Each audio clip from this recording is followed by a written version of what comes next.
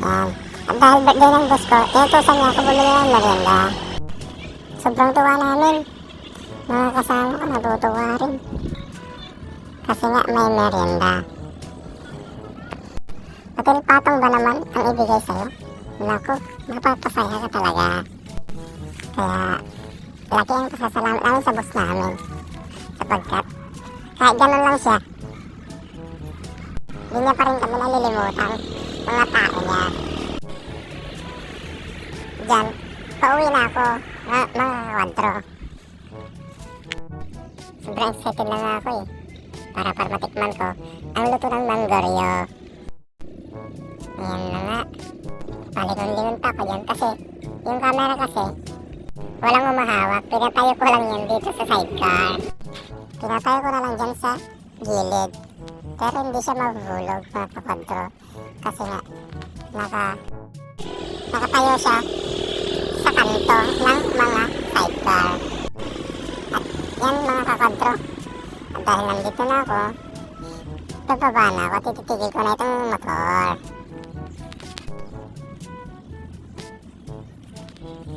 At yan, makababa na ako mga kakwadro. Binigay ko na kay boss yung pinabili niyang merienda. Yan. Yan, habang si boss ay may ginagawa, nilapag ko muna dun sa mailata yung pagkain. At agad na ako umalis. Kaso nga lang, tinawag niya ako mga kakwadro. Sapagkat yung pagkain na yun ay amin daw. Nakalimutan ko kasi na magpapamerienda siya. Ayan, at kinuha ko ng pagkain at nilagay ko na sa mga kasamahan ko. Ayan. At may 55 mga kakwadro binigay ng boss.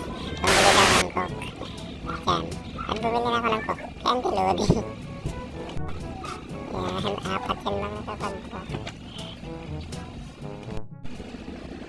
At nagpapasalamat rin ako kay Auntie Lodi kasi nga malamig yung coke na binigay niya. At yan guys, sobrang tawa ni John Lloyd. Kasi nga may coke daw. Yan, apat yan mga kakwadro. Yung mga nag-yelo-yelo pa yung isa. Yan, punta dito si boss. Kumuha ng kutsara. That's it na mga kakwadro, yan. Oh, tangina. Ay, ko ito, voice over ko ito. Voice over ko kita mo. Makaulit to yung voice over ko.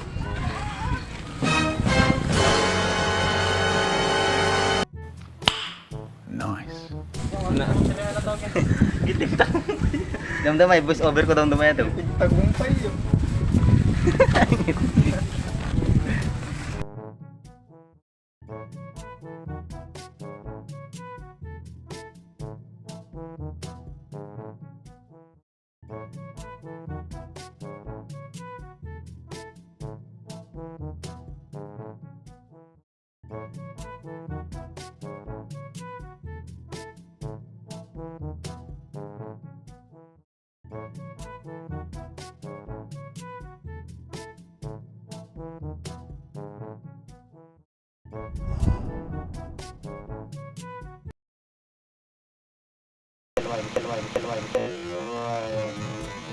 Nay, ano kinitak na ako?